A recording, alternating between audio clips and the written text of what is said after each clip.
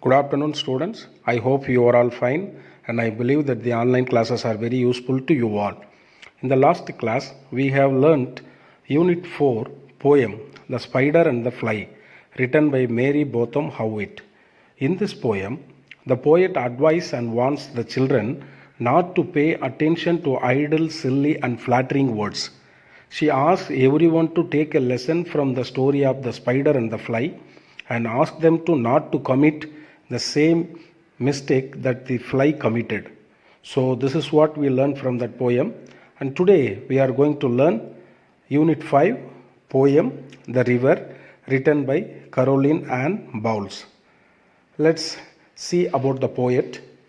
Caroline Ann Bowles, 1786 to 1854 was her time period, was an English poet and the wife of Robert Southey, the poet laureate of Britain. She was a poet of great merit and produced some of the best work at the threshold of the Victorian era. She wrote various other works including The Little Lady Bird, Chapter on Churchyard, The Tales of the Factories. Dear students, let's see the mind map of the poem, The River. Sparkles brightly, glances through leaves and dances on its way. It is innocent and curious like a child at play, passes through rough and smooth patches like a reckless youth, flows louder, faster, shouting and leaping, broad and deep, motionless like time, moves onwards to the ocean. It flows like a matured man who marches towards the goal. Its long journey reaches endless sea like a human life attains eternity. This is the mind map of the poem. Dear students, let's see the short summary of the poem. The poet Caroline glorifies the river as the vital power. The poem has a philosophical undertones also. It is a dynamic and vital symbol of nature. The flow of river shows the journey of life to eternity. Eternity means everlasting life. There is no death. The different stages of life are brought in through the imagery used in the poem. The poet compares the flow of river with the different stages of human life. She compares the river to an innocent child at play, to a reckless youth who goes through rough and smooth patches of life, to a hard-working man who is at the prime phase of his life, to a matured man who silently marches towards the goal, and to a human life which ultimately attains eternity. Dear students, let's read the poem fully. Then we will read stanza by stanza and we will know the meaning of the poem. River, river, little river, bright you sparkle on your way, over the yellow pebbles dancing, through the flowers and foliage glancing, like a child at play. River, river, swelling river, on you rush through rough and smooth, louder, faster, brawling, leaping over rocks, by rose banks, sweeping like impetuous youth. River, river, brimming river, broad and deep and still as time, seeming still yet still in motion, tending onward to the ocean just like mortal prime. River, river, headlong river, down you dash into the sea, sea that line hath never sounded, sea that sail hath never rounded, like eternity. Let's read the first stanza and understand the meaning. River, river, little river, bright you sparkle on your way. O little river, you sparkle brightly on your way. When the river runs, the sun rays hitting on the water and it makes glittering, which means sparkle brightly. That's what here says. River, river, little river, bright you sparkle on your way. O little river, you sparkle brightly on your way. Over the yellow pebbles dancing. You go dancing over the yellow pebble stones is dancing while the water runs in the river. Through the flowers and foliage glancing, like a child at play, you glance through the flowers and leaves of trees. What is the meaning of glance? Touching or hitting something lightly from the side without causing much. So here, through the flowers and foliage glancing, you glance, you are touching softly through the flowers and leaves of trees, the both river banks, dancing all the while like a child at play, like a child who plays hide and seek. Here the author, he compares the river to a child. In the beginning, when it originates from the mountains, it's a little river. So here he compares the little river to a little child who plays hide and seek. Once again, I am telling the meaning. O little river, you sparkle brightly on your way. You go dancing over the yellow pebbles.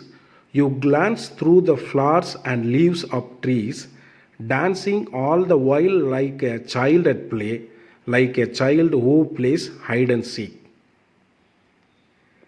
Then we will move on to the second stanza. River, river, swelling river, on you rush through rough and smooth. Oh, you rising river, swelling means rising river. Rising means it's becoming greater in intensity or volume.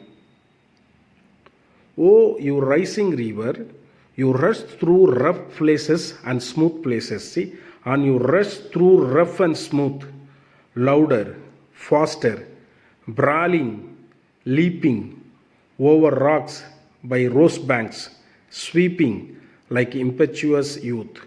Here they says, oh, you rising river, you rush through rough places and smooth places. You are brawling, choral in rough voice. And also while the water runs faster, it makes noise, louder, and brawling, rough, choral in rough voice. Leaping, jumping, the water is jumping. You go by rough rocks and banks where roses grow. Now you are like a reckless youth. Rose banks, the both side banks, the trees, the flowers are growing. Here the author compares the river into a youthful age. Impetuous means acting quickly without thought or care. So once again, I just want to read the meaning of the poem. Oh, you rising river, you rush through rough places and smooth places.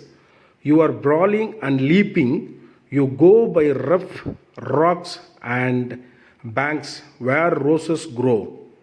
Now you are like a reckless youth. Let's move on to the third stanza. River, river, brimming river, broad and deep and still as time.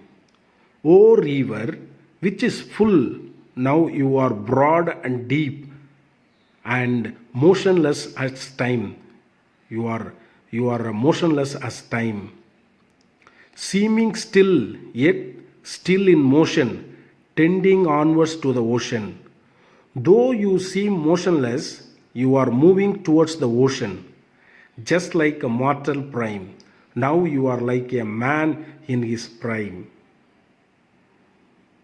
Here the author compares the middle age, the river courses into middle age, human beings, middle age.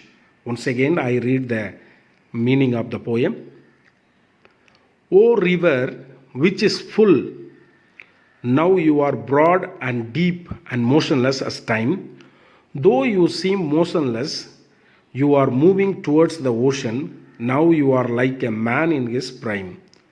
The last stanza. River, river, headlong river, down you dash into the sea. O river, you move quickly down into the sea. See that line hath never sounded. See that sail hath never sounded. That sea's depth has never been measured by a weighted line. None has gone by a ship completely around the sea, which can be compared to eternity, like eternity. Here the author compares the human's eternity to a river. Once again, I am reading the meaning of the poem. O river, you move quickly down into the sea. That sea's depth has never been measured by a weighted line. None has gone by ship completely around the sea, which can be compared to eternity. Here the author compares the last stage of the poem is eternity. 4 stages of life are compared with the 4 stages in the courses of the life. Here I just want to read the meaning. Eternity, life continuing without end after death. Foliage, a cluster of leaves, flowers and branches. Glancing, touching or hitting something lightly from the side without causing much damage. Headlock, with the head first and the rest of the body following. Impetuous, acting quickly and without thought or care. Rose banks, river banks where roses or flowers appear along. Swelling, becoming greater in intensity or volume. Tending, going in a particular way. So dear students, let's move on to the figure of speech. Dear students, before we learn the figure of speech, let's see that the poet how compares the flow of the river with the different stages of human life. The river dances and glances through the flowers and leaves. These are compared to a curious and innocent girl. The second stage of the river compared to a reckless youth who goes through rough and smooth patches of life. The third stage is compared to a matured man who is silently marches towards his goal. In the last stage, the river reached the endless sea like a human life attained eternity. So this is how the poet compares human lives into the river. Now let's move on to the poetic device which is given in the book back. Anaphora. Anaphora is the repetition of a certain word or phrase at the beginning of successive lines of writing or speech. Example, see that line hath never sounded, see that sail hath never rounded. Epithet. Epithet is an adjective. What is the meaning of adjective? It modifies the noun, name of anything, or phrase expressing a quality or attribute regards as a characteristics of the persons or the thing mentioned. Example, little river, brimming river. So like that. Imagery. Imagery is the name given to the elements in a poem that sparks the senses. We can feel it. It need not be only visual, it can relate any of five senses like a sight. We can see or hearing or touch or taste and smell. Example, yellow bubbles. Dear students, let's see the poetic devices of the poem. Epithet. Just see the epithet. We know that epithet is like an adjective. See, river, river, little river. River, river, swelling river. River, river, brimming river. River, river, headlong river. So, little river, swelling river, brimming river, headlong river. This all called epithet. Imagery. Over the yellow bubbles dancing. So, we can able to imagine as a yellow bubbles the stones. This is called imagery. Rhyme scheme. First stanza and second stanza and third stanza. Rhyming scheme is A, B, C, C, B. Stanza 1, stanza 2 and stanza 3. There is no difference. The rhyming scheme is each three stanzas A, B, C, C, B. The fourth and the final stanza is A, B, C, C, D. The fourth stanza rhyming scheme is A, B, C, C, D. Let's see the simile.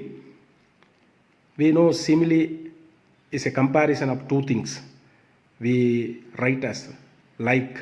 See, like a child at play, like an impetuous youth, just like a mortal prime, like eternity. So these are called simile. Anaphora. We know that anaphora is the repetition of a certain word. See that line hath never sounded. See that sail hath never rounded. So dear students, see the link carefully and do the assignments. Thank you.